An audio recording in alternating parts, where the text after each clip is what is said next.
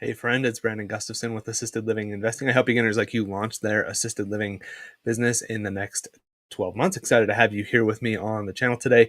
Today we're going to be talking about behind the scenes, what really happens inside of assisted living. So for those of you that you're trying to figure this out, does assisted living, is it the right fit for you? Is it going to work? I want to tell you a little bit of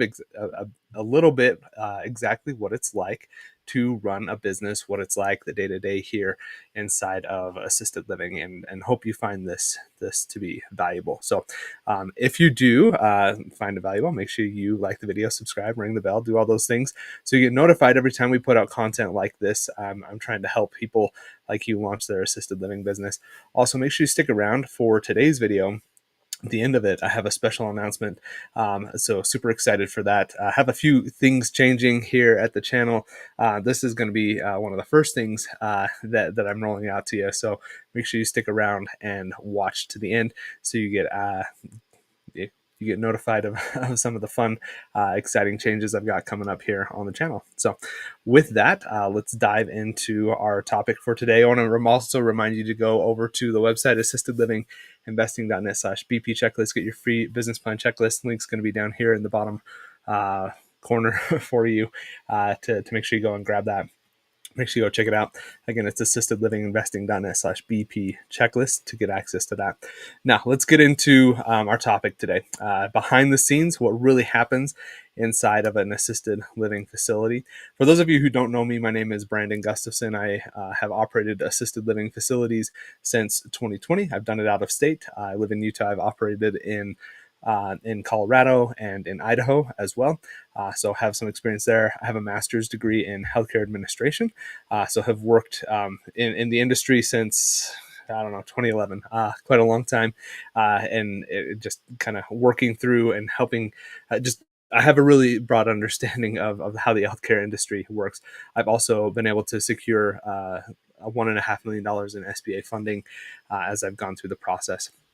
For those of you who are new here, type in newbie down below. Love seeing all the newbies that are here trying to figure this out, trying to figure out if assisted living is going to be right for you or not. So make sure you are type in that newbie so we can see who the new people are, and yeah, we'll go from there. So with that, let's get into it. Let's talk about. I really want to hit on the type of care that you can provide in assisted living, and also the type of care that you cannot provide in assisted living, because I think there's a lot of confusion around that, what that looks like, how it works, and what can be done in assisted living. So I want to kind of demystify that for you a little bit and help you understand what's going on there, so you know what can be done in assisted living. At its core, you're going to be able to provide assistant with daily activities. So when you think about that, what it is somebody needs help toileting, or they need help with eating or meal preparation or getting dressed, or those types of things that what we call activities of daily living, the things that you do every day. When somebody needs help with that, that's what you're doing inside of assisted living. This is where it's very different from like nursing homes. When a lot of people, when they hear assisted living, they think nursing home. They think, oh, they're going to they're going somewhere where they can't do anything, and that's not the case at all. In reality, a lot of residents in assisted living, they have the ability to do a lot of work, a lot of things on their own, but they do need some assistance. They're also going to need help with like medication management. It's a big thing inside of assisted living. A lot of them have medications they need to do, they need to work with, and you need to help manage that medication so there's not overdose, so they remember to take their medication, so they don't run out of their prescription, those types of things. You're going to be doing a lot of that. It can be redirecting people, helping them out when maybe prompts, hey, you need to go take a shower today, make sure you get dressed, go brush your teeth, those kinds of things. You want to be prompting them to do that. It's just the things that you would do normally. Sometimes they just need a little bit of help, a little bit of encouragement, to get those things done. That's what you're doing inside of assisted living. You're also going to serve meals. So you prepare the meals, you serve them. There's a lot of people that talk about doing like, high quality, private chef type of a situation. And you can certainly do that inside of your assisted assisted living facility, it's if you want to, it's totally fine. You're able to do that. It is a higher, it's going to cost you a little bit more because you got to hire that chef and they've got to prepare the meals and things like that. So you want to be aware of that as you get into it. But you don't have to hire that chef either. For my facilities, we've always just had the caregivers prepare the meals and serve the meals that way. So you still are going to make sure you're taking into consideration dietary restrictions and everything there to make sure that you're meeting the needs of the residents. That's really what you are doing in assisted living, meet their care needs. But you don't have to have like this high-end private chef come in and do things. You can totally fine if you want to do that, but you don't have to do it. So that's, I think, a common misconception that people have with assisted living. You're going to do a lot of social activities. We're going to talk about social activities here later on in the video, but you're going to do things like events and just the fun things. You want to keep people engaged. It's actually a requirement by the state that you do regular activities. Usually it's multiple times a day that you have to have activities, and these are not just playing bingo. It's fun activities. We'll talk a little bit more about that. And the other thing that I want to point out is assisted living is kind of like apartment style living. You live in a community, right? You can think of this as a big box, but you can also think about this as a residential setting, things that I do with the way that I do assisted living. You have a group of people living in one communal space, and they share that, and so they get this really good social interaction that they might miss if they were not in assisted living. And that's something that I think is really beneficial about assisted living, that as people get older and their friends are passing away, to be frank, they lose that social interaction that they've had throughout their lives, and you're able to incorporate that because of the way that you have your facility. Regardless of how you have a facility, you are creating kind of this apartment style living where you have more camaraderie and more opportunities for social engagement, which is great. The things that you cannot do inside of assisted living, so I want to make sure this is clear, is you are not allowed to do intensive nursing care. You could have hospice come in and provide that care inside of the facility, but you as an assisted living business are not able to provide that care. Home health could come in, hospice could come in, they can do that care. You as assisted living, your caregivers, they're not able to do that care. So that's something that I want to be very explicit there. If somebody needs that higher level of care, then they would need to be discharged from your facility, and they would need to go to a nursing home, skilled nursing facility, is what they would need to do. They conditions requiring an inpatient hospital stay or long-term care. That you are providing long-term care when you're assisted living, but if they need it more on an inpatient basis, they need I don't know. I can't think of anything off the top of my head. But if they need that more intensive care that is inpatient, in an inpatient setting, they need to go to a hospital, or they need to go to potentially a rehab center, depending on where they're at, or they could go to a skilled nursing facility. So you're not able to do that type of care inside of your facility. Really, anything that is more clinical in nature, you're not able to provide inside of assisted living. You can have nurses come in, hospice, home health. They can come in and they can provide a portion of that care to your residents, but on a daily basis, that's not something you're able to provide on a regular basis.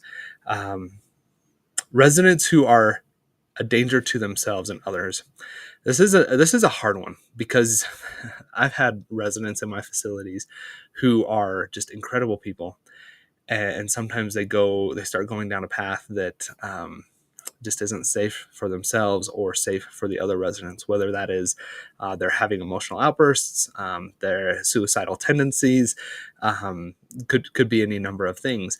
And you have to have a really hard conversation. You don't immediately, unless it's a really bad situation, you don't immediately discharge them. You're going to start working with them. And if you see that this is a continual thing and you have concerns over it, you're going to need to discharge them and put them in a spot where they can receive the care that they need to meet their needs. Because resident safety is absolutely key when it comes to assisted living. Another thing I want to point out is full-time supervision for severe cognitive impairments like advanced dementia. Now, I'm talking here specifically about assisted living. Now, if you wanted to get into memory care, which is kind of a step up from assisted living, and you're dealing with dementia and Alzheimer's and some of those more memory loss type of situations, you can do that and still be providing more of an assisted living type of a care, but you're specializing in people that are dealing with memory loss. You can do that in a memory care facility. It's a very similar process to what I teach with assisted living. Saying very similar, just like extra check boxes when you're doing your application. There's a little bit more type of a secure environment that you've got to be implementing at the facility, but very similar in the way that you're going to provide the care. But in traditional assisted living, that's not something you're able to do. So you want to make sure that you understand that, hey, if you're not memory care and you're not licensed to be a memory care facility, and somebody starts going down this path where they have dementia and it's getting more and more severe, they probably need to go somewhere else that can meet their care needs. So that's something that I want you to be aware of. Sorry, I'm not feeling super well today, so I'm trying not to cough or sniff into the microphone here. Let's talk about activities. So I alluded to this a little bit. Activities are what make a huge difference with your residents. So you're going to have daily activities, and usually it's multiple times a day. This is going to be required by the state. You're going to have to document these things. This is where having a really solid EHR system in place is going to be beneficial. You want to have an activity calendar, gives the residents something to look forward to, but also if you have a state inspection come, a survey come for your facility, you're going to be able to demonstrate that, yes, we provide this type of care, we provide these types of activities, and this is how people are interacting with it. This is the type of activities we provide. Again, this is not just bingo. You don't just play cards. You don't just do bingo.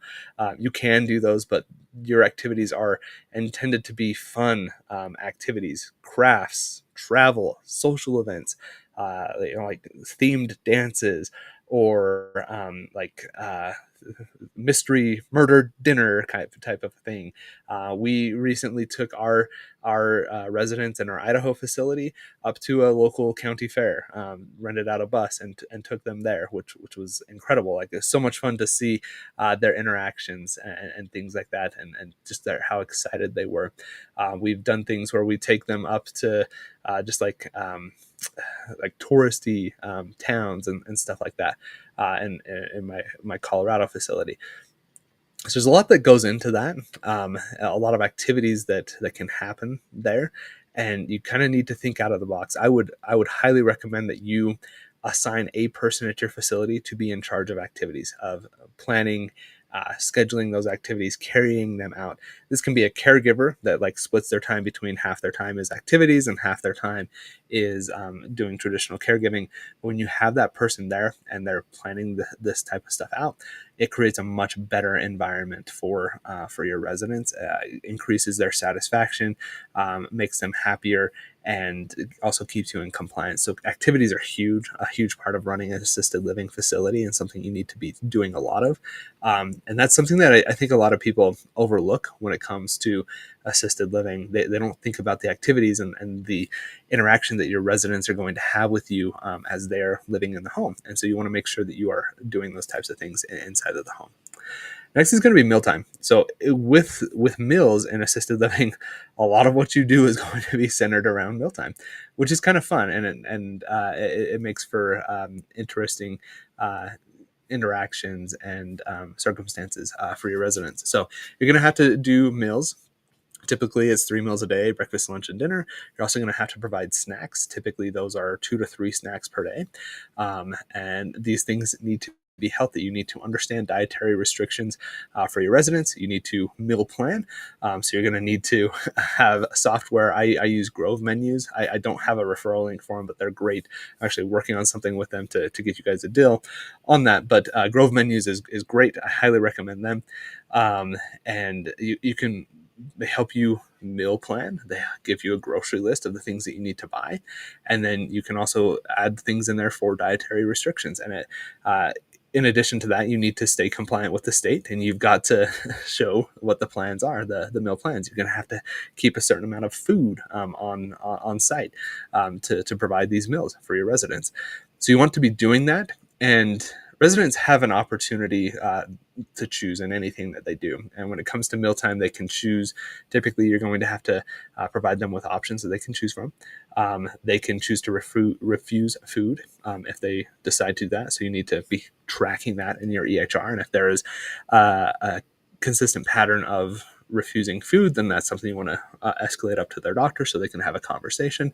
So you want to keep them healthy, but also you have to give them autonomy and agency, and letting them still choose what they want to do. So that's an important part of it. We also do coffee time with a lot of our residents, which a lot of them really enjoy. Just take them coffee to their rooms while they're watching shows, whatever it is, and they seem to really enjoy that. Mealtime is huge. It's kind of centric, and you want to make it fun. And again, you don't have to have a professional chef to do all this stuff. You could definitely hire that person if you'd like to, but not going to be a requirement. We just have our caregiving staff cook the meals, and it works really well for our facilities. Let's talk about staff now. So at its core, with staff, you really just need three. There's other types of staff that you could have. You could have a cook, you could have cleaning staff, you could have maintenance. You can assign some of the stuff over to your caregivers. You could hire people, just external partners to come in and do things for you. But at its core, what you're going to need inside of assisted living is you're going to have your caregivers and your administrator. Those are going to be the two main people that provide the care. Your administrator is a licensed facility administrator in the state where you're operating the facility. You're going to pay that person more. Caregivers, you're going to need to have as many caregivers as is required in your state. Most states at this point are shifting over to a model where there's not a minimum requirement. It's much more based off of meeting the care needs of the residents. And so you want to understand what those needs are and then make sure that you're providing adequate care. So that's how many staff you'll need. Just kind of depends on the state. You want to figure that out, and that's going to help you out along that path. On top of that, you're going to need a nurse. Now, the nurse doesn't need to be somebody that you have on staff. You could definitely hire them out. They're not going to be a full-time, especially in a smaller residential facility, but you're going to need to have nursing staff to do assessments when new residents are coming into the facility, to do regular assessments on your residents. They're going to be the ones that can work through medication. Then they delegate caregivers to be able to pass medication if they are a certified med passer or whatever it's going to be called in your state.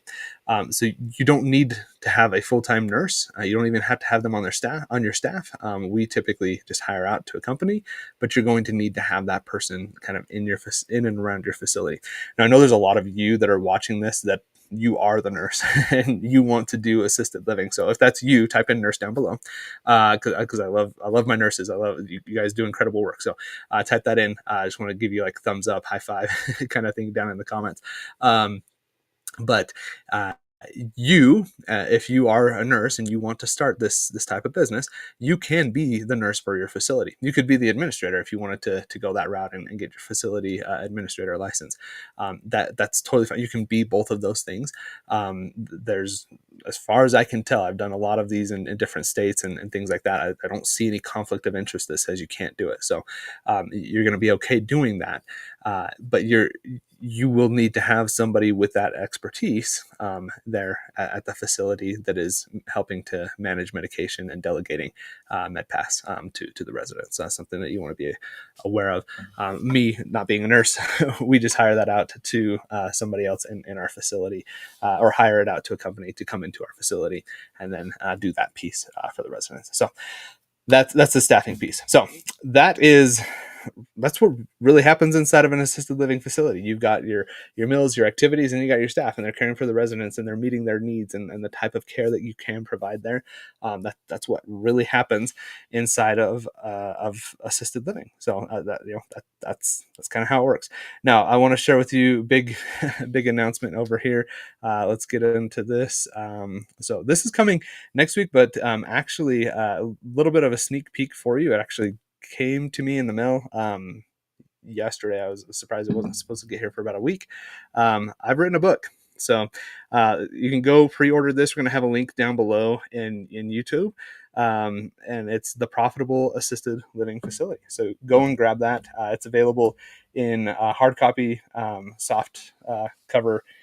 This is the view. This is the proof copy of the hardcover, and there is also a workbook that you can get online as well. So um, go and grab that. It's bigger, but has a ton of information in it. Goes through my whole 5-phase process.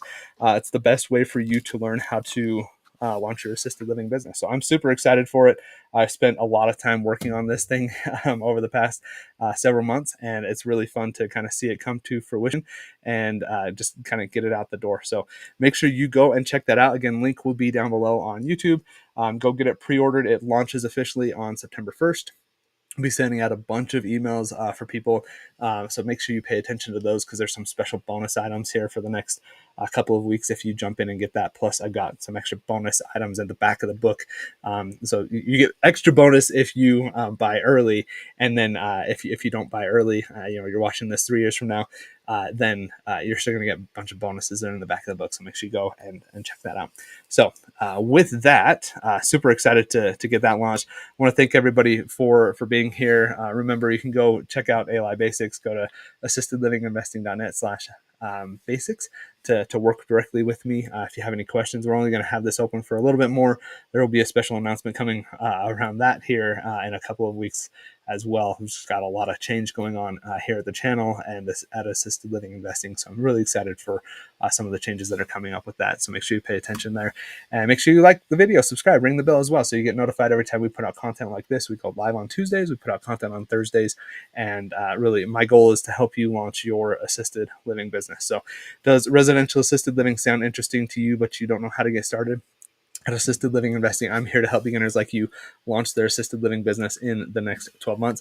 I love helping and coaching people, and would love to help and coach you along your path and help you launch your assisted living business.